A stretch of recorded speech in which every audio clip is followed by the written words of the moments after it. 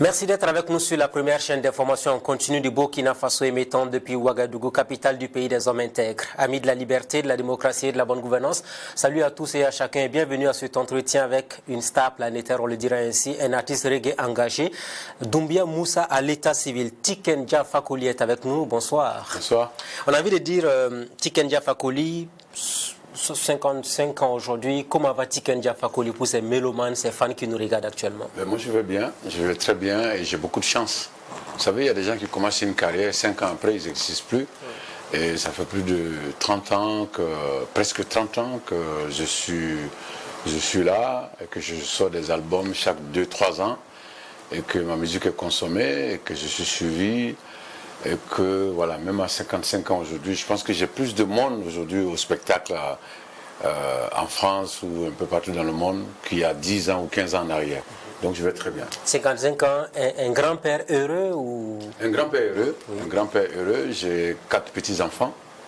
Voilà, ma première petite fille a 15 ans maintenant. Voilà, c'est vrai que j'ai dit sur une chaîne le jour qu'elle a 14 ans, mais elle a 15 ans maintenant. Et heureux, ils me voient rarement, mes petits-enfants. Mais c'est la preuve que Tiken Jah Fakoly a commencé les choses très tôt. Hein. Contrairement à ce qu'on voit au sein de la jeunesse africaine, on dit d'attendre longtemps avant de faire ses enfants. Et bon, effectivement, moi j'étais au lycée, et puis il y a ce qu'on appelle, il y a eu un accident. Voilà. Positif, hein, un accident heureux. D'ailleurs, je profite pour conseiller à tout le monde, voilà, quand ça arrive, voilà, si on peut garder, il faut garder. Parce que voilà, il y a beaucoup qui vont faire recours à l'avortement ou à autre chose. Voilà, quand je regarde ma fille aujourd'hui, mes petits-enfants, je me dis, mais si j'avais eu peur, parce qu'effectivement j'avais peur de mon père, Tata aussi avait peur de son père, de sa famille, je veux dire. Et voilà, mais on a décidé d'affronter voilà, cette situation. Et aujourd'hui, c'est vrai que Tata n'est plus vivante, mais moi je suis un grand-père heureux, je suis un papa heureux, parce que ma fille, elle a grandi, elle travaille, elle s'est mariée. Voilà, j'ai beaucoup de chance. Beaucoup de chance. Hein. Et Tiken Jah Fakoly, chaque fois que vous mettez pied au Burkina Faso, quel est le sentiment qui vous anime? Un sentiment de joie et de fierté, parce que c'est quand même le pays de Thomas Sankara. Vous savez, nous on existe parce que Thomas a été. Si Thomas n'avait pas existé, parce que nous avons grandi dans une Côte d'Ivoire où, voilà, où on pensait que voilà, Oufoué c'était le dieu, voilà, on pensait que les choses c'était comme voilà. Maintenant on a vu Thomas Sankara prendre position même en face de François Mitterrand, devant François Mitterrand, prendre position pour éduquer son peuple, pour expliquer à son peuple que personne ne viendra changer notre situation à notre place. Donc il faut qu'on trouve des solutions pour régler nos problèmes. Et donc, voilà, tous ces discours de Thomas Sankara ont fait un peu l'artiste qui est assis devant vous. Donc, quand je viens dans son pays, je suis heureux et en même temps fier. Donc, c'est la première image de Thomas Sankara qui vous habite chaque fois quand vous mettez pied sur le sol burkinabé. Ah oui, oui, quand j'entends Burkina, j'entends Thomas Sankara. Voilà, pour moi, c'est... Thomas, il est partout. Vous savez, voilà, chez moi, un peu partout, il y a Thomas Sankara, quoi. Voilà, quand voilà, Abidjan, j'ai ma chambre au 3e étage, et quand je descends, la première image que je vois, c'est l'image de Thomas Sankara, ensuite Marcus Garvey, ensuite Angela Davis. Donc voilà, Thomas, il a été très important pour tous ceux qui sont réveillés aujourd'hui. C'est le sens de son combat, la noblesse de la lutte qu'il a menée, oui, qui font que ce monsieur-là, il continue d'être un repère pour vous. Ah oui, ah oui. Il a fait un choix, c'est de donner sa vie pour son peuple. Oui. Vous savez, quand on entend que quand il est mort, on a trouvé que 150 000 dans son compte ou 200 000 dans son compte, ça veut dire qu'il a tout donné à son peuple. Et donc, on ne peut pas avoir les deux. Tu ne peux pas avoir tout le matériel et avoir la prospérité. Thomas a fait un choix, et aujourd'hui, il est plus riche que Houphouët-Boigny. Vous savez, quand vous allez en Côte d'Ivoire, il y a des Baka qui portent l'effigie de Thomas Sankara. Voilà. Vous allez au Mali, en Guinée-Conakry, à Madagascar, et même en France, voilà, on parle de Thomas partout. Il n'y a que les Ivoiriens qui parlent de Fobagny. Et chaque fois quand vous dites Thomas Sankara dans vos concerts, quel est le retour que vous avez du public? La réaction est incroyable. Ouais. Même la dernière fois, c'était à l'Olympia à Paris. J'avais rempli l'Olympia un mois avant, c'était déjà complet. Donc un grand public était là. Quand j'ai commencé à citer les leaders, quand tu sors le nom de Thomas Sankara, la réaction est plus que les autres quelquefois. Et ça vous réconforte dans le combat pour qu'on continue de préserver l'image des grands hommes africains visiblement? Ah oui. Vous savez, il n'y a que les Africains qui négligent les grands hommes. Oui. Vous savez, en Europe, voilà, les grands hommes voilà, on parle tout le temps d'eux. Même ceux qui sont tombés pendant la Première ou la Deuxième Guerre mondiale, quand vous allez dans des villes, il y a des mairies qui viennent déposer des fleurs. Chaque année, il y a un jour précis où ils viennent déposer les fleurs. Et il n'y a que chez nous qu'on néglige nos grands hommes. Voilà, c'est des gens qui ont donné leur vie pour nous. Vous savez, quand Thomas a été assassiné, ses enfants étaient tout petits. Ses enfants étaient tout petits. C'était le 15 octobre 1987 au Burkina Faso. Voilà, au Burkina Faso, 15 octobre. Les enfants étaient petits, je pense qu'ils sont grands aujourd'hui. Mais il savait qu'il avait des petits-enfants. Et tout le monde sait comment on est attaché à nos enfants. Et donc, un homme comme ça, il ne faut pas l'oublier. Je pense que je salue d'ailleurs tout ce que les nouvelles autorités viennent de faire pour Thomas. J'ai vu que il y a le mémorial, un héros, il y a un boulevard qui porte son nom. Oui. C'est extraordinaire. Et c'est ce qui va amener les autres à donner leur vie pour nous. Vous savez, personne n'est éternel. On va tous mourir. Qu'on veuille ou pas, qu'on soit pauvre, riche, on va mourir.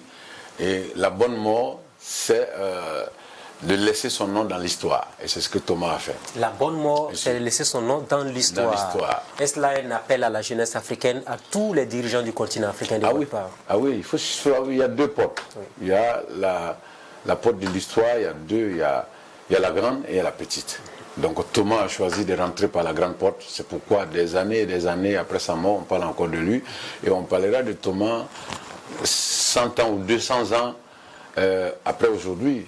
Parce qu'il a posé des actes importants. Et c'est ce que je conseille à tous les dirigeants. Savoir sortir par la grande porte. Et ceux qui ont la hantise entre la mort et la survie par rapport à leur engagement et leur détermination? Bon, moi je dis simplement que, voilà, de toute façon on va mourir. De toute façon, la mort, pour moi, c'est la plus grande justice. Donc, il vaut mieux partir en laissant des bonnes traces que de partir en laissant des taches. Est-ce que Tikenja Fakoly a peur de la mort? Oui, j'ai peur de la mort comme tout le monde, parce que j'ai des enfants, parce que j'ai une femme, voilà, voilà, et parce que j'aimerais voir mes enfants grandir. Mais en même temps, je me dis, Thomas, il avait une femme. Thomas, il avait des petits-enfants. Marcus Garvey ou Martin Luther King, ils avaient tous de la famille. Mais ils ont fait un choix, le choix de sauver l'humanité, le choix de se battre pour la liberté. Et ils ont fait ce choix. Et donc, voilà, ma vie n'est pas importante pour parler comme Bob Marley. Je pense que ma vie n'est pas importante. Ce qui est important, c'est le combat pour le peuple. Artiste engagé, vous avez aussi votre famille qui vous met la pression souvent, non? Est-ce que madame ne vous dit pas fais attention parce qu'on peut attenter à ta vie? Votre fille, vos petits-enfants peuvent vous faire cette remarque importante? Mes petits-enfants, ils ne sont pas aussi grands pour le moment et pour savoir, mais je pense que ma famille, quand elle me voit dans des luttes, effectivement, si c'est pour une bonne cause, ils ne disent rien. Vous avez fait un compromis avec madame sur la question ou quoi? Vous êtes venu me trouver dans mon engagement, on ne peut pas me faire reculer là-dessus ou pas? Non, je pense qu'elle ne s'est jamais plainte. Elle ne s'est jamais plainte des positions que je prends. Ça dépend. Ça dépend, voilà, je peux avoir des conseils, voilà, on lui la nuit porte conseil, mais elle n'a jamais pensé que j'étais sur le mauvais chemin. C'est le combat de la jeunesse africaine. Beaucoup de jeunes veulent s'engager, même que ce soit sur le plan de la lutte pour l'éveil de conscience ou même sur le plan artistique. Beaucoup ont peur de la mort, justement. Est-ce que vous avez un message à l'endroit de toutes ces personnes-là qui ont la hantise de la mort, justement? C'est quelque chose qui est devant nous. Oui. Voilà. Je pense que c'est le moment où ça arrive qui fait très mal. Oui. Voilà. Si vous avez des petits-enfants, vous avez une famille dans des situations difficiles, vous êtes par exemple le moteur économique ou moral de votre famille et que ça arrive... voilà, on peut avoir peur, mais pour moi, c'est sur notre chemin. Il ne faut jamais renoncer à ses convictions, c'est ce que vous avez à dire à ces jeunes-là? Jamais, Jamais. Il ne faut jamais renoncer à sa conviction. Il ne faut pas avoir peur de la mort ou quoi que ce soit. Il faut, il ne faut jamais avoir peur. Parce que de toute façon, elle arrivera. Et si elle arrive, que vous êtes dans un combat noble, alors vous laissez une bonne note à l'humanité et vous rentrez par la grande porte de l'histoire. Voilà, la grande porte de l'histoire. L'artiste musicien engagé, qu'est-ce qui vous a amené dans le reggae finalement, Tiken Jah Fakoly? Moi j'ai écouté Bob Marley, j'étais dans mon petit village du nord de la Côte d'Ivoire. Odiéné. C'est plutôt Gbéléban, mais c'est à Odiéné, dans la grande ville, à la métropole que j'ai grandi. Mais mon petit village il se trouve à 75 km de Djenné, à la frontière de la Guinée. Et c'est là que j'ai découvert le reggae. Mon père, j'étais à Odiéné, mon père n'était pas content de moi parce que je préférais aller danser que d'étudier. Et donc il m'a appelé un jour, il m'a dit hey, j'ai appris que chaque soir tu vas danser. Si jamais tu ne passes pas en classe supérieure, j'étais au CP2, je vais t'envoyer dans un coin où tu ne pourras pas aller danser. Et donc évidemment, comme je n'étudiais pas, je n'ai pas réussi à passer en classe supérieure. Donc il m'a expédié dans son village. Quand j'arrive là-bas, je trouve que à chaque fois qu'il y a une petite soirée dansante, il y a un moment où les gens font 30 minutes de reggae. Et comme moi je venais de la ville, j'étais à la mode, quand je dansais sur les autres musiques, tout le monde s'arrêtait dans la salle pour me regarder parce que je venais de la ville. Mais j'ai remarqué que quand il s'agissait de reggae, personne ne me calculait, personne ne me regardait. Et donc à partir de ce moment, j'ai décidé que si je vais à une soirée, tant qu'on ne me met pas du reggae, je ne danse pas. Et donc c'est comme ça que j'ai commencé à m'intéresser au reggae et que j'ai découvert la musique de Bob Marley, de Peter Tosh, de Bernie Spears, etc. Et puis un jour, je suis tombé sur un anglophone, un jeune Ghanéen qui était de passage dans ce village. Je lui ai demandé de m'expliquer les chansons de Bob Marley, de Bernie Spears. Et sans connaître même le sens des chansons, vous êtes tombé amoureux de ces artistes. Complètement. Oui. Je suis tombé amoureux de ce style de musique, que tout le monde dansait avec les vibes et tout. Et puis, dès que j'ai su ce que Bob Marley disait, c'est comme si j'avais vu la lumière. Les gens ils découvrent la lumière à l'église ou à la mosquée. Moi, j'ai découvert la lumière dans les significations du message de Bob Marley qui disait « Get up, stand up for your right, Africa unite ». Figurez-vous que pour la première fois de ma vie que j'ai entendu parler de l'unité africaine, ça vient d'une chanson de Bob Marley. Et donc, voilà, c'est comme ça que je suis venu au reggae. Quelqu'un qui peut-être n'a pas grand-chose à voir avec l'Afrique, de l'autre côté de la Jamaïque, on pourrait dire, il aurait pu se consacrer à son pays, mais il s'est battu pour l'Afrique, c'est important. Mais les Jamaïcains, oui. Ils parlent de la Jamaïque en tant que Jamaïcains, parce que bon, c'est leur pays, mais la majorité se réclame de l'Afrique. Ouais. Bob Marley, par exemple, il avait demandé à être enterré en Éthiopie. Il a demandé qu'on mette ses cheveux dans le fleuve Congo et que le corps soit enterré en Éthiopie.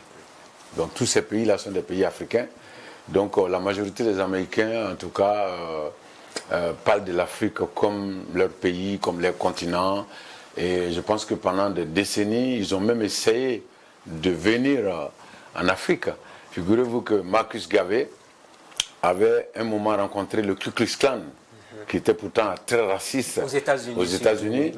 Et le but, c'était que le Ku Klux Klan finance des bateaux pour rapatrier les Noirs d'Amérique. Et donc, Marcus Garvey, il était jamaïcain. Donc, les Jamaïcains ils voient l'Afrique comme leur continent. Ils sont foncièrement attachés au continent complètement, africain. Alors, Tiken Jah Fakoly, vous avez opté pour un genre musical qui était mal perçu dans la société. Le reggae, on voyait juste des gens à la limite en marge de la société. Ouais. Est-ce que cette image-là, ce cliché ne vous a pas un peu découragé à un moment donné? Ça m'a beaucoup fatigué. Beaucoup fatigué. Je pense que tout le monde a été fatigué par ça. Ouais. C'est quand on a vu Alpha Blondy construire une maison, acheter des voitures, on a dit attention, il y a un avenir. Il y a un avenir dans. Voilà, les gars, ils ont les cheveux foufous, mais ils peuvent aussi réussir. Je pense que voilà, dans ça, l'explosion d'Alpha Blondy a beaucoup aidé, mais sinon, on avait beaucoup de problèmes. Et vous, quel était le ressenti de la famille quand vous avez commencé à être dans le reggae? Ma famille était complètement opposée. D'ailleurs, quand mon père est décédé, il y a eu une réunion, on est 5 garçons, donc il y a un qui devait arrêter l'école pour faire autre chose, pour aider le grand frère à nourrir le reste de la famille. Et moi, j'ai dit que j'allais chanter. Ils ont dit, mais chanter, là, c'est quel travail, ça?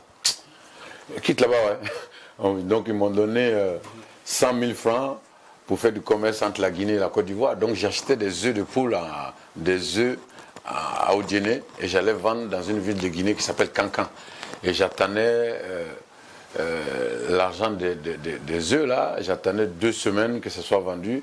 Et puis j'allais dans une autre ville de Guinée qui s'appelle Guékédou, qui fait frontière avec la Sierra Leone et le Libéria. J'achetais d'autres marchandises là-bas que je venais vendre en Côte d'Ivoire. Donc la famille ne voulait pas du tout que je chante, mais quand j'ai sorti Manjécratie, que ça a explosé, alors toute la famille se présentait comme les frères, les sœurs, les amis de Tiken, ainsi de suite. Donc voilà. La reggae music, comme on dit, est-ce une philosophie ou juste une chanson de revendication? Ben, je pense que c'est une chanson, c'est une musique de revendication, voilà, qui a été créée par les Rastas pour accompagner leur mouvement. Voilà. Il faut savoir que le rastafarisme est né avant le reggae. Voilà. Parce que les Rastas jamaïcains, ils partaient à l'église. Et puis, un jour, ils ont entendu parler d'Haïlé Sélassié. C'est Marcus Garvey qui leur a parlé d'Haïlé Sélassié. Il a dit, regardez vers l'Afrique. Un roi sera couronné, c'est l'un des nôtres. Et c'était Haïlé Sélassié. Et quand ils ont découvert Haïlé Sélassié, ils ont dit, mais Jésus est blanc. On parle de Jésus dans la Bible. On parle d'Haïlé Sélassié dans la Bible comme le descendant de la reine de Saba et du roi Salomon. Donc ils se sont dit, bon, ça c'est notre Dieu. On ne va pas aller prier devant la statue de Jésus pour laisser Haïlé Sélassié. Et donc c'est comme ça que les Rastas ont décidé de prier Haïlé Sélassié, de parler d'Haïlé Sélassié. Et Bob Marley, avec Bob Marley, la musique reggae est venue pour faire la promotion du rastafarisme. Et donc à travers le rastafarisme, la musique du reggae, la promotion du rastafarisme a été faite dans le monde. Et donc c'est une musique de revendication, une musique d'éveil de conscience, une musique qui a décidé depuis Bob Marley de lutter contre toute forme d'injustice. Et les cheveux, la barbe et autres, on a tendance à vous donner des images qui ne sont pas forcément bonnes. Oui, bon, je pense que c'est parce que c'est nous. Vous savez, même le cannabis que certains Rasta fument.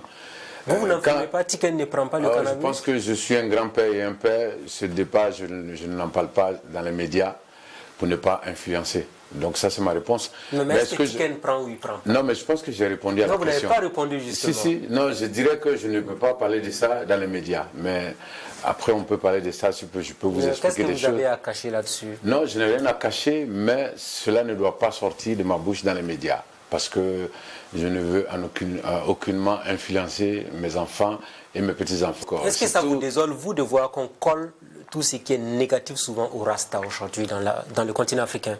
Oui, bon, ça dérange, mais ça dépend aussi du comportement des Rasta. Ouais. Je pense que s'il y a un Rasta qui traîne dans les rues, qui fait de n'importe quoi, ça peut donner une mauvaise image. Mais partout, il y a les villages Rasta. Partout, il y a des villages Rasta. Les gens, ils travaillent, ils fabriquent des bracelets, ils fabriquent des choses, ils s'occupent bien de leurs enfants. Mais revenons sur les cheveux, les dreadlocks. On trouve souvent que ce n'est pas bien propre. C'est l'image qu'on renvoie dans la société. Qu'est-ce que Tiken a dit à toutes ces personnes-là qui voient le Rasta comme quelqu'un qui n'est pas propre, qui a des cheveux mélangés à tout moment? Ben, c'est parce qu'il faut se rapprocher des Rastas pour savoir si c'est propre ou pas propre. Je pense qu'il y a des gens qui n'ont pas les dreads, qui ne sont pas forcément propres. Et donc, je pense que beaucoup de Rastas font attention à les dreads. Parce que quelque chose que tu aimes, tu dois l'entretenir. Et donc, je pense que l'image que les gens voient de loin, ça n'a rien à voir. Ça n'a rien à voir avec ce qui... Voilà. S'ils se rapprochent des gens, ils vont savoir que c'est des gens qui lavent les cheveux 2 ou 3 fois dans le mois ou plus. Parce qu'il ne faut pas les abîmer non plus. Parce que vous savez, il y a du calcium dans l'eau. Donc, plus vous lavez trop, plus ça casse les cheveux. Mais il y a des shampoings qui sont spécialisés dans la propriété des dreads et donc qui sont utilisés par les Rastas. Donc c'est pas du tout sale, du tout. Le rastafarisme, on a l'impression que les vrais Rastas ont des problèmes avec les religions révélées. Pourquoi? Ben parce que Mahomet n'est pas noir, Jésus-Christ n'est pas noir, donc ça veut dire que nous on est venus pour suivre seulement. Et donc je pense que... Votre nom c'est Doumbia Moussa, hein. Logiquement vous êtes issu d'une famille musulmane. Oui, c'est mon père qui m'a donné ce nom. Et vous ne vous reconnaissez pas là-dedans? Si, je me reconnais parce que j'ai beaucoup de respect pour mon père et je suis musulman d'éducation et je suis musulman. Vous pratiquez, est-ce que vous pratiquez la religion? Je pratique la religion, mais très dosée. C'est-à-dire que Non, voilà. il n'y a pas de dose. Soit on est vraiment musulman, soit on ne l'est pas. Vous savez, quand je vois des Africains dans les mosquées à 10 heures, alors que ce n'est pas l'heure de prière, je dis que c'est exagéré. Quand je vois des Africains dans les églises, tout le temps, voilà. Il y a 8000 églises à Kinshasa. J'ai marché à Abidjan un jour sur 1 kilomètre, il y avait 8 églises et une mosquée, etc. Il y a plus d'églises, il y a plus de lieux de culte en Afrique et d'écoles. Et moi je trouve que voilà, je trouve que c'est dommage parce que je vais vous donner un exemple. Les Africains se tuent pour aller en France et il y a moins de mosquées en France qu'à Abidjan. Il y a moins de mosquées en France qu'au Mali. Donc, la Chine, quand il est l'heure de prier, on ouvre la mosquée pendant 5 minutes. Vous priez, vous sortez pour aller travailler. Et donc, moi, je pense qu'il y a une organisation à faire, il faut organiser. Le Rwanda l'a fait. Oui. Pour être pasteur au Rwanda ou imam, il faut passer par une école. Je pense que tous les pays devaient prendre l'exemple sur ça. Parce que dès que quelqu'un est beau parleur, il sait parler, il est éloquent, il s'improvise pasteur. Et les gens cotisent l'argent pour lui. Est-ce que vous avez un problème avec ça? Est-ce une manière pour l'Afrique de ne pas se développer? Ah oui, moi je pense que c'est quelque chose parce que quand on vous fait espérer qu'en priant Dieu va vous donner l'argent à la place du travail, vous avez un problème. Vous espérez, et donc ça vous... c'est... Voilà. Alors vous voyez, le pasteur, il fait des bénédictions pour vous. Votre situation ne change pas, mais lui, sa situation change. Voilà, lui, il revient en 4x4. Il a, je sais pas moi, il est bien, mais vous, pendant des années, vous venez, il fait des prières, ça peut être le pasteur, l'imam ou le marabout, hein, etc. Donc, eux, leur situation s'améliore, mais la situation des fidèles ne s'améliore pas. Et ils auront le paradis après la mort, c'est ce qu'on leur fait comprendre très souvent. Oui, voilà, c'est ce que, mais bon, moi je pense qu'il faut d'abord avoir le paradis d'ici, parce que le pasteur, il a déjà le paradis, hein. Il roule en 4x4. Il est dans une grosse villa, sa femme est bien, ses enfants sont bien. Ça, c'est un premier paradis que tout citoyen doit souhaiter avoir. Et donc, après, le paradis de demain, on le souhaite tous. Le problème, c'est qu'il n'y a aucun visiteur qui est venu de là-bas pour nous dire... parce que quand on dit chez les musulmans, quand tu vas mourir, il y a 90 vierges. Bon, au moment où tu vas déverger 15 vierges, ton dos sera déjà abîmé. donc, je pense pas que... Non, je pense qu'il faut travailler pour avoir le premier paradis ici d'abord. Alors, le premier paradis, c'est l'eau, l'électricité, quand on est malade, qu'on ait la possibilité de se soigner, qu'on ait la possibilité de mettre 2 enfants à l'école. Ça, c'est le premier paradis. Et il se trouve que les leaders religieux, ils ont tout ça. Mais les fidèles n'ont pas tout ça. Est-ce qu'il y a un problème de la religion en Afrique par rapport à la pratique, les fréquentations et autres? Oui, il y a une exagération. Oui. Il y a trop de laisser aller. Bon, c'est la misère aussi qui fait ça. Parce la misère. Oui, je pense que quand les gens sont dans la misère, ils se disent... Vous savez, il y a quelqu'un qui m'a dit un jour, Dieu a donné le paradis du monde aux Blancs. Le paradis de chez lui là-bas, ça serait nous notre paradis. Donc moi je pense que voilà, moi j'ai dit aux gars d'aller dormir parce que peut-être qu'il n'a pas bien dormi, parce que ce que les Blancs ils ont travaillé pour l'avoir, hein. Ils n'ont rien attendu du ciel, ils ont prié, mais ils n'ont rien. Et puis figurez-vous, la manière dont la religion est exagérée en Afrique, c'était comme ça en Europe. Il a fallu stopper ça. Aujourd'hui quand vous allez au Canada, beaucoup d'églises sont devenues des salles de sport ou des appartements. Mais le Canada évolue, le Canada se construit, les Africains qui vont à la mosquée et à l'église tous les jours se tuent pour qu'un Africain soit heureux, il faut venir lui annoncer qu'il va aller aux États-Unis ou au Canada ou bien en France, il va être heureux, alors que nous prions plus qu'eux. Tu vois, donc la prière elle est bonne parce que nous devons être reconnaissants envers Dieu. Vous savez, au moment où vous et moi nous faisons cette interview, des gens sont dans les hôpitaux. Leur seul souhait, c'est de sortir de l'hôpital pour reprendre la vie à zéro. Et nous, on a la liberté de bouger, on fait ce qu'on veut.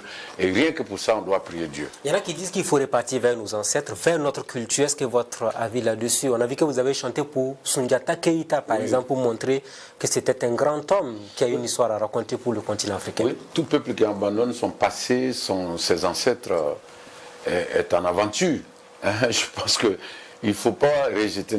D'ailleurs, vous savez, nos ancêtres, ils avaient des choses. Les gars, ils pouvaient se transformer pour aller loin. C'est-à-dire qu'aujourd'hui, le monde, pourquoi Poutine hausse les épaules? Parce qu'il a une bombe nucléaire, et donc il est respecté pour ça. Et si nous, on était restés à Ouagadougou pour bombarder la Maison Blanche, avec un petit caillou, les gens allaient nous respecter. Et nous avions des choses comme ça. Donc ils sont venus, les religieux sont venus, et ils nous ont dit d'abandonner tout ça. D'ailleurs, très souvent, on nous a chicotés pour accepter les religions, que ce soit la religion chrétienne ou la religion musulmane.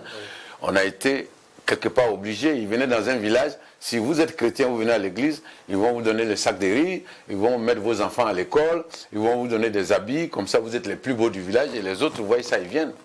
Et donc, que ce soit la religion musulmane, Samori Touré, on parle de lui en bien parce qu'il a résisté contre la France. Sinon, ce sont ses descendants qui sont en train de fatiguer aujourd'hui le Burkina Faso et le Mali, les djihadistes, ceux qui veulent nous imposer la religion. Est-ce que vous voyez un peu? Et donc, les Africains ne doivent pas abandonner tout ce que les ancêtres ont laissé. Voilà, on a abandonné tout et aujourd'hui, on se retrouve dans des problèmes parce que les ancêtres, ils avaient des choses qui pouvaient épater le reste du monde. Et tant qu'on n'a pas la bombe nucléaire, on ne va pas nous respecter. Est-ce que Tiken Jah Fakoly est très attaché à sa culture? Ah oui, moi je suis un Africain pur et dur. Je suis fier d'être Africain, je suis attaché à ma culture. Et voilà. De toute façon, tous les Africains sont musulmans et chrétiens, mais en même temps ils sont animistes. Oui. Voilà. Tiken Jah Fakoly est animiste alors? Non, je ne suis pas animiste, mais je suis africain. Donc quand on est africain... C'est quoi la différence entre africain et animiste? Un Africain, non, peut-être dire animiste, c'est exagéré. Oui. Mais en tout cas, je ne connais pas beaucoup d'Africains qui ont abandonné leurs ancêtres. Enfin, qui ne sont que musulmans. Il y en a, voilà, il y en a qui... Voilà, beaucoup qui sont... voilà, je ne veux pas citer une branche de la religion musulmane, mais tout le monde connaît.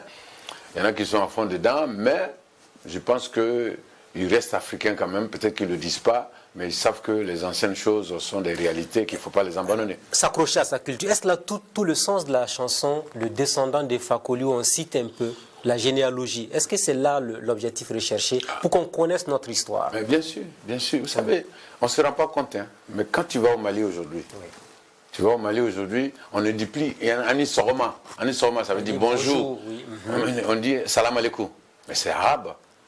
C'est pas nous, ça. Et donc, moi, pendant mon séjour au Mali, je me suis rendu compte que près de 15 ou 30% de la langue bambara, c'est de l'arabe.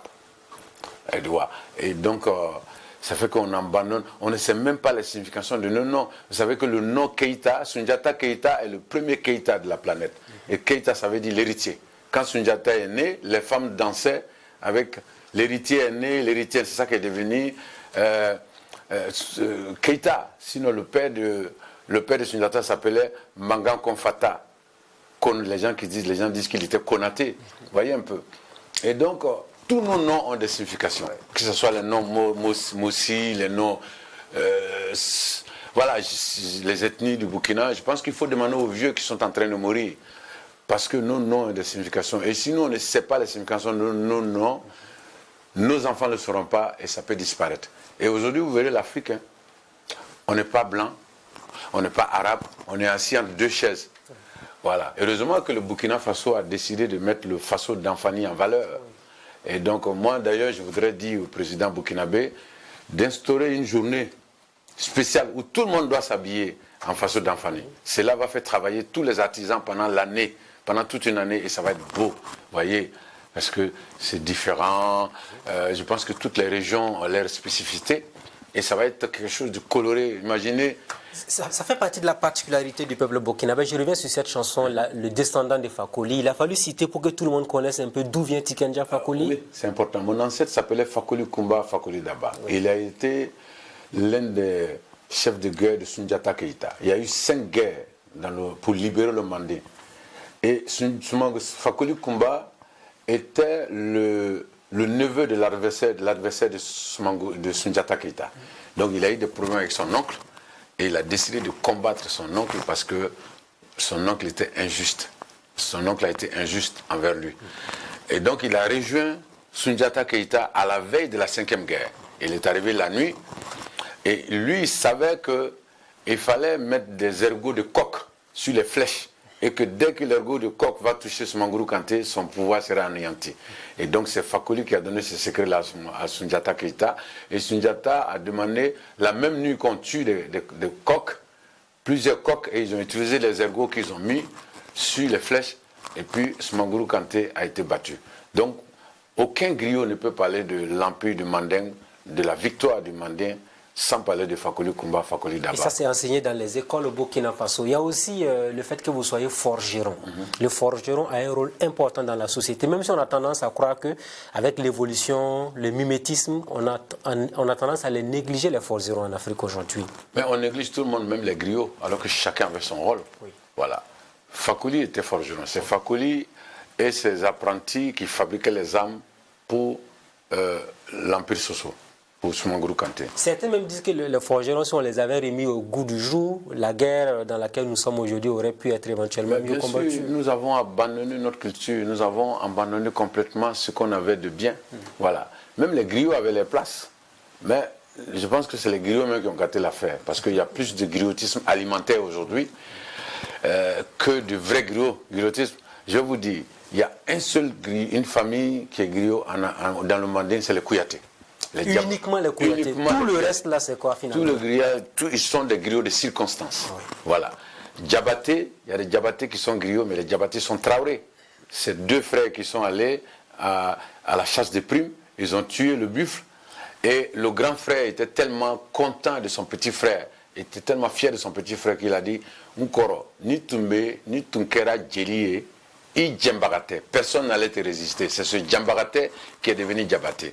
Et donc le fait que le grand frère a chanté, voilà comment les descendants du grand frère sont devenus Diabaté et sont devenus griots. Sinon à la base, les seuls griots dans le Mandin, ce sont les Kouyaté. Voilà. Si vous voulez insulter Salif Keita, dites qu'il est griot.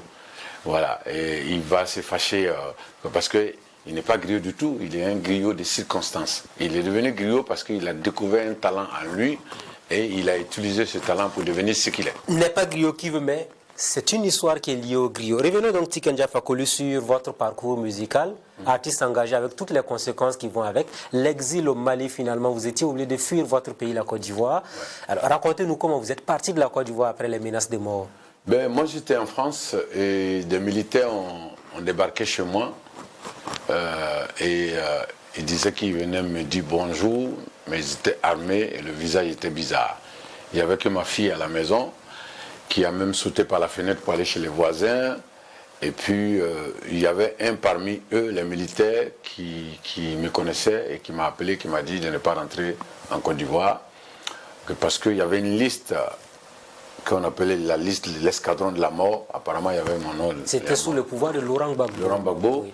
Et il y a eu aussi, j'ai conseillé mon grand frère H. Kamara, le comédien qui a été assassiné. Voilà, quand on m'a appelé, on m'a averti, on m'a dit qu'il y avait son nom sur la liste. Je l'ai appelé pour lui dire de partir. Il a dit qu'il ne se reprochait rien. Et quelques jours après, on a retrouvé son corps dans les rues d'Abidjan. Vous avez trouvé qu'il s'est suicidé, votre grand frère? Non, il ne s'est pas suicidé. Voilà, je pense que sa vie devait malheureusement s'arrêter là, sinon il m'aurait écouté. Vous savez, la mort, quand elle arrive, vous vous levez, vous allez vers elle. Ça, on ne peut rien.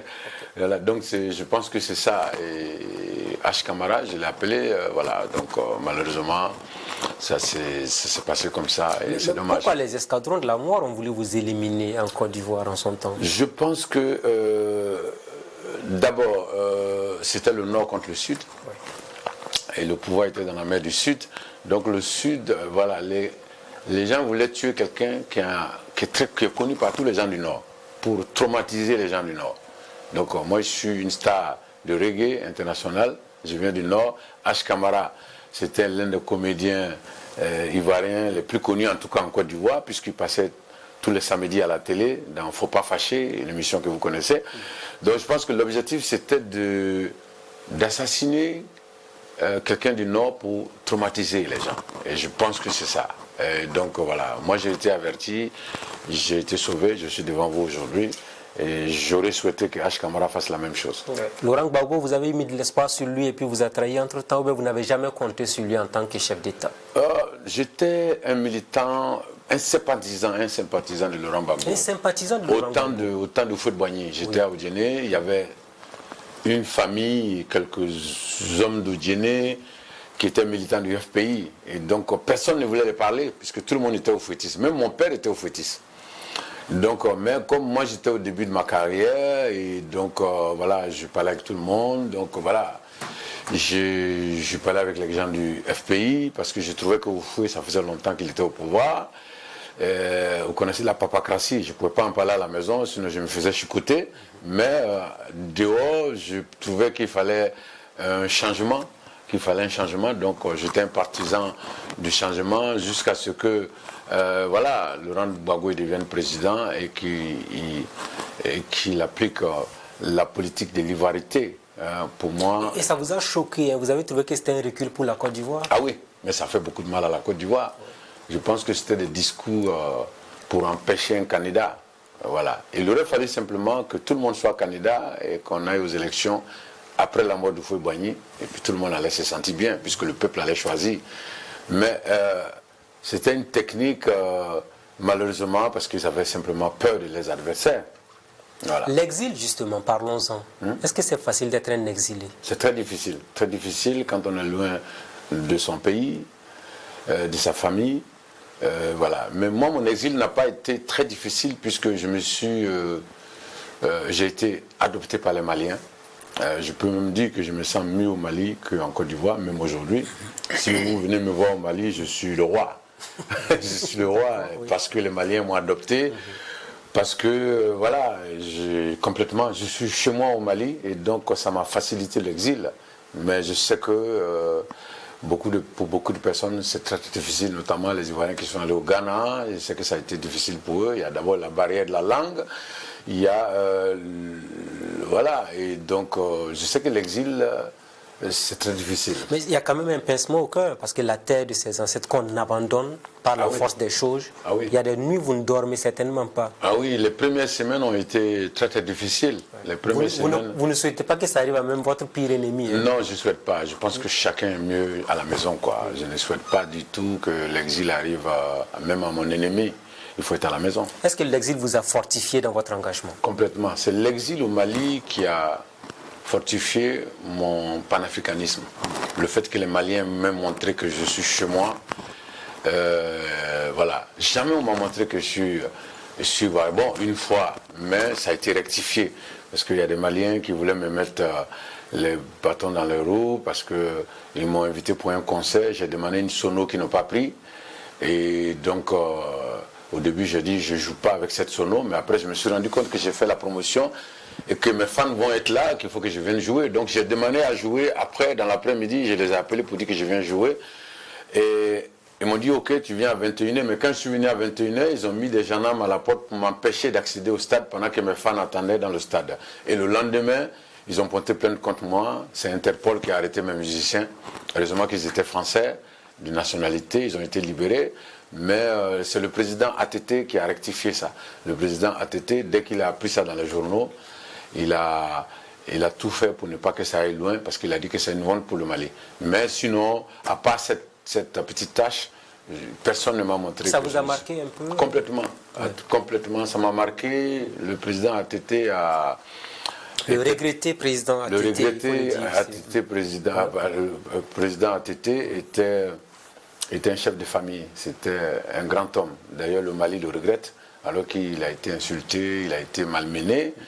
Mais comme il était sur le chemin de la vérité, voilà. Donc il est parti en exil et encore les Maliens l'ont accueilli. Et le jour de sa mort, c'est parce que les autorités n'ont pas autorisé. Sinon, les Maliens auraient souhaité que le corps d'ATT soit exposé dans un stade et qu'il vienne demander pardon. D'ailleurs, on voyait les gens dans les rues en train de derrière le corbillard qui amenait le corps. Les gens ils disaient, ATT, pardon, on te demande pardon. C'est nous qui étions en erreur. Aujourd'hui, le Mali est dans un trou. C'est toi qui avais raison. Donc voilà. Et moi, j'ai la preuve que c'était un homme juste. Tikendia Fakoulé, les chefs d'État, on en parle à présent. Il ne nous reste plus beaucoup de temps. D'abord, vous avez chanté pour un certain Alpha Condé en Guinée, quand il était donc embastillé. Il arrive au pouvoir, il a voulu se maintenir pour un troisième mandat, on connaît la suite. Est-ce que ça vous a un peu choqué de voir qu'il n'a pas tenu parole? Ça m'a choqué. D'abord, voilà, ça m'a choqué de voir qu'il n'a pas tenu parole. Et d'ailleurs, vous avez écouté, j'étais dans le combat contre lui à la fin. J'ai chanté pour un homme qui était victime d'injustice. Voilà, un opposant en prison. J'ai chanté pour sa libération. Et c'est ce que j'ai fait pour tous les opposants. Vous verrez que quand Alassane Ouattara était dans la merde, j'ai chanté pour la justice aussi, pour qu'il soit établi dans ses droits. ce que certains ont appelé soutien. Pour moi, ce n'était pas un soutien. Et aujourd'hui, je porte un t-shirt Ousmane Sonko parce que je trouve que c'est injuste ce qui lui arrive. Et donc, voilà, c'est dans ce même contexte que j'ai chanté pour la libération d'Alpha Condé et qu'il est arrivé au pouvoir. Et vous verrez que pendant le règne d'Alpha Condé, je n'ai jamais été invité ni au palais ni pour un concert. Donc, voilà. Et vous n'avez pas été remercié, ça ne vous a pas dérangé du tout? Non, en fait, j'attendais pas un remerciement, mais peut-être voilà, peut-être une reconnaissance. Ça fait du bien, je pense que ça fait du bien. Bon, bien que quand il est... Donc vous étiez content quand il a été renversé par un coup d'État? Je pense que beaucoup d'Africains étaient contents. Parce que, je parle de Tikenja Fakoly. Oui, puisque j'ai chanté qu'il est devenu fou. Donc voilà. Quand il y a eu un coup d'État, je n'étais pas surpris d'ailleurs qu'il y ait un coup d'État, parce que s'entêter comme ça, à cet âge-là, alors que toute sa vie, on s'est battu pour la démocratie, et c'est comme s'il s'est trahi lui-même. Donc quand c'est comme ça, Dieu te frappe avec sa chicotte. Et c'est ce qu'on appelle ça le karma. Et c'est arrivé. Donc Alpha Condé aujourd'hui, on ne sait même pas où il est. Je pense qu'il a cherché. Il aurait fait ces 2 mandats, organisé des élections parties, et tout le monde allait parler de lui comme celui qui a instauré la vraie démocratie en Guinée. Il est sorti par la petite porte. Par la petite porte. Oui. Je dis toujours, il y a 2 portes. Il y a la grande porte et la petite porte. Et il y en a qui choisissent de sortir par la petite porte. Là, le Sénégal, on en parle. Vous avez porté un t-shirt libéré Ousmane Sonko. Abdoulaye Wade, ça n'a pas été un grand ami pour vous parce qu'en 2007, il y a eu cette incompréhension. Quand il a voulu rester au pouvoir, vous lui avez demandé de partir aussi. Oui. Bien sûr, je lui ai demandé de partir aussi. Oui. Et vous étiez même au Sénégal en son temps. Comment ça s'est passé finalement? En fait, ce n'est pas parce que je lui ai demandé de partir, mais le fait que son fils était super ministre et qu'il y a eu des travaux financés par le Fonds islamique ou quoi. Et que... Il y avait le sommet de l'OCI, l'organisation de la conférence islamique qui devait se tenir sur Dakar. Voilà. Il y a eu beaucoup d'investissements. Beaucoup d'investissements. Et donc les députés ont demandé à ce qu'il vienne expliquer comment il a géré cet argent. Et son père s'est opposé, son père a refusé. Et je suis allé en concert. J'ai dit que quand on ne veut pas que son fils vienne répondre aux questions des députés, on le laisse dans le berceau à la maison. Et donc, c'est une attaque frontale. Hein, oui, je pense qu'il y a des situations où il faut attaquer frontalement pour que ça bouge. Et donc, c'est ce que j'ai fait. Et ça m'a valu cette interdiction de séjour au Sénégal pendant, je crois que c'est de 2007 à 2010. Et puis après, je suis venu à l'occasion d'un concert et voilà, sa fille m'a introduit chez Abdoulaye Wade, on s'est expliqué. Ah, il vous a reçu? Oui. Il vous a dit quoi finalement? Il m'a dit qu'il n'était pas au courant, comme toujours. Il a dit que c'était une décision du ministre, mais quand même, à l'époque, il n'y avait pas 1000 télés ni 1000 radios. Il y en avait beaucoup au Sénégal. Mais c'est une actualité qui a fait le tour de toutes les télés et toutes les radios, puisqu'il y a eu des explications en Wolof sur les chaînes de proximité, les chaînes les radios de petites radios, et sur la chaîne nationale, puisque l'interdiction a été dite au journal télévisé par le présentateur du journal, l'artiste. Est-ce qu'on vous a chassé Manu Militari de Dakar? Non, pas du tout. En fait, il y a eu une tentative d'arrestation. Moi, je suis monté dans l'avion, j'étais installé dans mon siège, et il y a un monsieur qui est monté et qui m'a interpellé, qui a pris mon ticket et qui m'a dit de le suivre. Et puis après, il a reçu un coup de fil lui demandant de laisser tomber. C'est ce qui s'est passé. Et j'ai pris l'avion, je suis parti et je suis arrivé à Abidjan et RFI le lendemain a annoncé que l'artiste ivoirien Tikenja Fakoly est interdit d'entrer ou de sortir du Sénégal, un truc comme ça. Donc c'est comme ça que j'ai appris.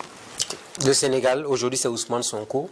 Vous avez une pensée pour ce jeune opposant qui est embastillé aussi aujourd'hui? Oui, je pense que c'est pas bien. J'appelle ça le syndrome ivoirien. Empêcher son anniversaire de se présenter.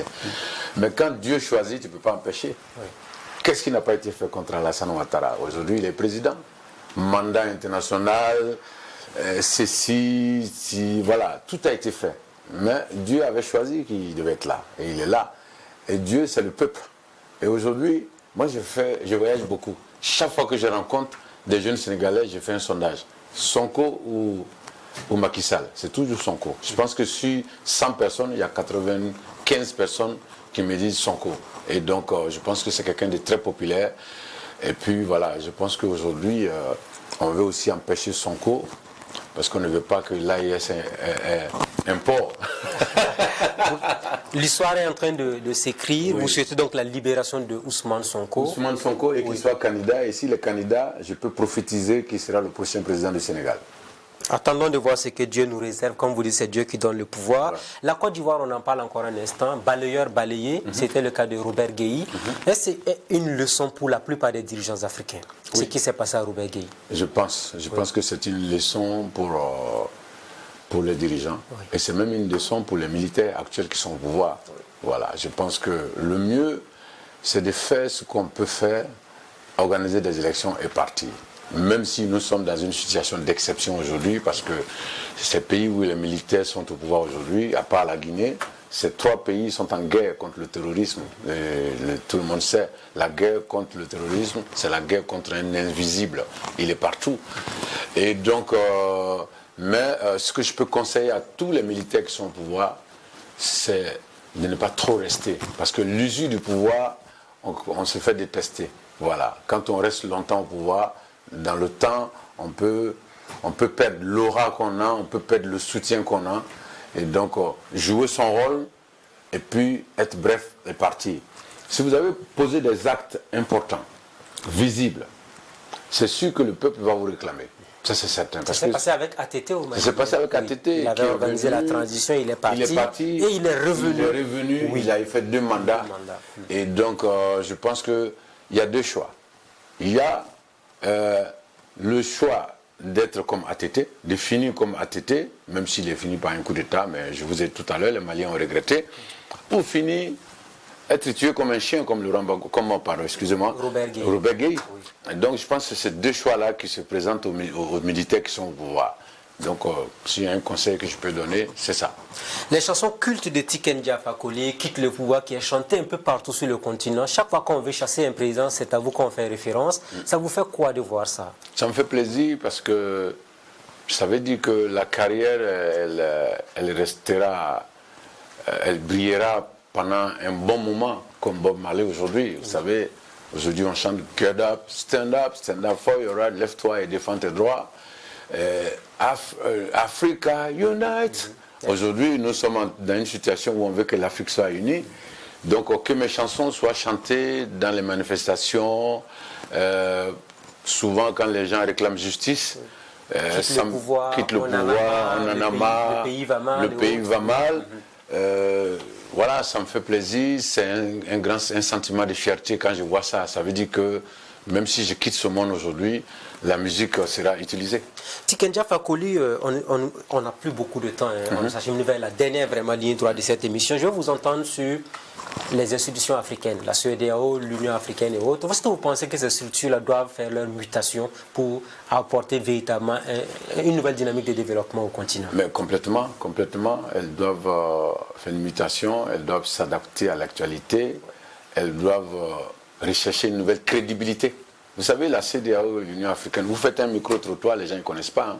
Ils ne connaissent pas parce que c'est une organisation de chefs d'État. Quand ils vont en Éthiopie, le président de tel pays va dire « Ah, je veux te rencontrer au sommet ». Après, bon, il y a un grand discours dans la grande salle.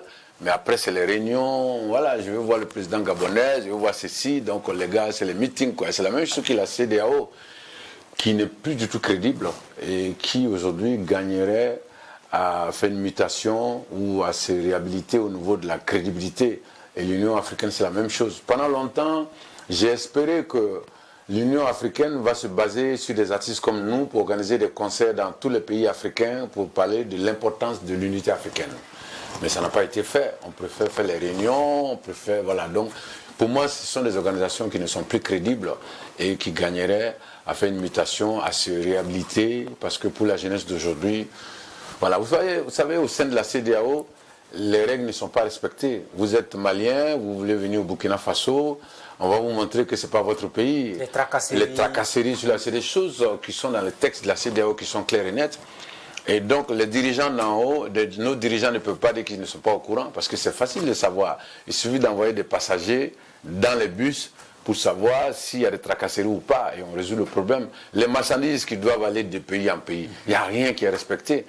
Donc on ne va pas respecter une organisation qui ne nous respecte pas. Et donc je pense qu'il est temps que ces organisations se fassent une nouvelle peau, essaient de regagner une crédibilité. En tout cas, en ce jour, pour nous, en tant que génération consciente, ce ne sont que des noms. Ouvrez les frontières, vous en avez parlé, c'est l'Occident, mais l'Afrique aussi doit s'ouvrir mutuellement les frontières. Mais bien sûr, l'Afrique doit s'ouvrir. De toute façon, il faut que nous soyons tôt ou tard ensemble. Les 54 pays africains doivent être ensemble. On n'a pas le choix. Si on veut qu'on nous écoute, il faut qu'on soit ensemble. L'Union européenne existe parce que depuis les années 50, après la Deuxième Guerre mondiale, ils ont compris qu'en face des États-Unis, la France n'est rien, que l'Allemagne seule n'est rien, que... voilà, donc ils se sont mis ensemble, doucement, doucement. Aujourd'hui, quand on veut poser des questions par rapport à la situation du monde, on demande l'avis de l'Union européenne, on demande l'avis des États-Unis, on demande l'avis de la Chine, on demande l'avis de la Russie. Est-ce qu'on demande l'avis de l'Afrique? Non. Alors que nous sommes 54 pays, l'Union européenne c'est 26 ou 27 pays, les États-Unis je crois que c'est 50 ou 52 États. Nous sommes 54 pays dispersés, donc on ne nous demande pas notre avis. Et le jour qu'on va se mettre ensemble, on sera un passage obligé, quand nous serons unis, ça va faire très mal. Nous avons la majorité des matières premières dont les pays dits développés ont besoin pour continuer leur développement. Quand vous prenez l'avion, la voiture, les téléphones portables, etc. Toutes les matières premières, c'est l'Afrique qui les fournit. Voilà. Et pendant longtemps, ils nous ont dit qu'on est pauvres. Nous-mêmes, on a, jusqu'à ce qu'on s'est senti pauvre, on s'est dit, un Africain, c'est le mental. Yes. Et tu vois. Et c'est les mêmes télé de l'Occident et les mêmes radios qui disaient qu'on est pauvre. Et le lendemain, tu entends que l'uranium du Niger, grâce à l'uranium du Niger, la majorité des Français ont de l'électricité. Donc un pays qui donne autant de biens à un autre pays, on ne peut pas le considérer. Et qui vit des délestages en plus. Qui vit des délestages. Oui. Et donc c'est ça. Et je pense qu'on a réussi à nous faire croire. Moi j'ai dit ici à tous les Africains, nous ne sommes pas pauvres. Nous n'avons jamais été pauvres. Même nos ancêtres étaient très courageux. Vous savez, ce sont des gens qui se levaient pour aller faire la guerre, pour protéger les territoires. Et puis le soir, les femmes attendaient, il y a des maris qui ne venaient pas. Mais tout simplement parce qu'en face de nous, il y a des gens qui avaient des armes plus sophistiquées. Mais sinon, ce n'est pas le courage qui manquait à nos ancêtres. Qu'est-ce que ça vous fait de voir les jeunes Africains mourir en Méditerranée? Ça me fait mal. Ça me fait tellement mal au cœur. Vous savez, ça me fait mal au cœur.